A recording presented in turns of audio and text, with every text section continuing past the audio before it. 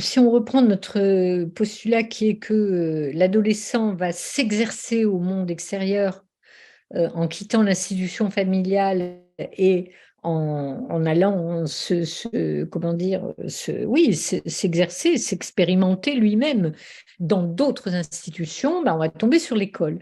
Et l'école, pourrait être ce grand autre social là, qui pourrait tenir une place, hein, figurer comme ça une place intéressante du côté de ce que l'adolescent expérimente, les idéaux, le savoir, la sexualité, le rapport à l'autre, le langage, etc., etc. L'image, y compris le rapport à l'image, hein, qui est quand même très central actuellement, etc. Voilà, toutes ces choses-là, je pense que l'école, ce serait bien.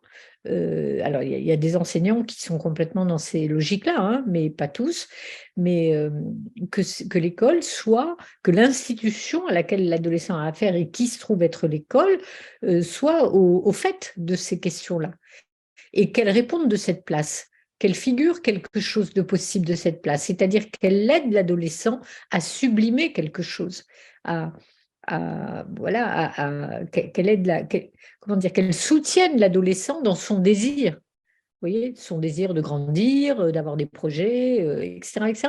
Voilà.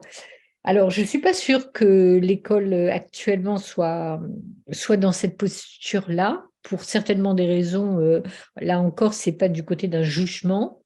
Je pense qu'il faudrait que l'école ait les moyens de faire ça, que d'abord que les gens aient envie de le faire, qu'ils soient formés pour ça, qu'ils travaillent en équipe avec. Moi, je pense que si on pouvait tous travailler les uns avec les autres, ça irait beaucoup mieux. Vous voyez, les psys, les travailleurs sociaux, les soignants, les enseignants, etc. Ça permettrait qu'effectivement, il y ait des relais qui soient pris à des endroits où effectivement, bah, le prof, OK, il peut être à l'écoute, il peut se rendre compte qu'un ado va mal, machin, mais en même temps, il a un programme, il a une injonction, hein, il a des choses à faire, il a des choses à apprendre, à transmettre, enfin, etc. Il a pas le temps, il a trop d'élèves, etc. Donc, je crois qu'il faut penser les choses dans cette globalité-là, vous voyez?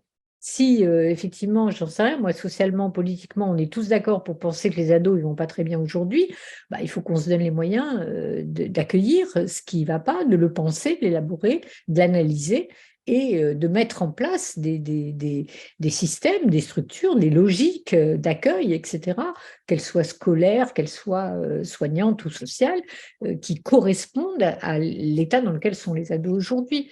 Vous voyez, je pense que les profs, la plupart font ce qu'ils peuvent, hein. Moi, il y a des enseignants qui m'envoient des ados, hein, parce qu'ils sont dépassés, parce qu'ils ont bien repéré que l'ado va pas bien, ou parce qu'ils ont repéré qu'il y a un ado qui vient maintenant à l'école systématiquement avec des bandages, ou parce que, enfin voilà, ou qu'il est seul dans la cour, ou que, etc., ou qu'il a l'air défoncé, ou que, voilà, bon, ils sont pas aveugles, hein. Donc, certains vont certainement ne rien en faire, mais beaucoup vont alerter, hein. Alors, ce serait bien qu'ils aient déjà eux-mêmes les moyens d'en faire quelque chose, parce que les ados, si on s'occupe d'eux, ils ont confiance en nous. Donc, un enseignant qui va être un peu à l'écoute, qui va être un peu préoccupé de ce qui arrive à ses élèves, les ados vont se confier à l'enseignant. Donc, on ne peut pas juste dire, bah là, à partir de là, c'est plus son affaire, il faut qu'il nous l'envoie. Non, il y a déjà quelque chose qui peut se déblayer à l'endroit de l'école.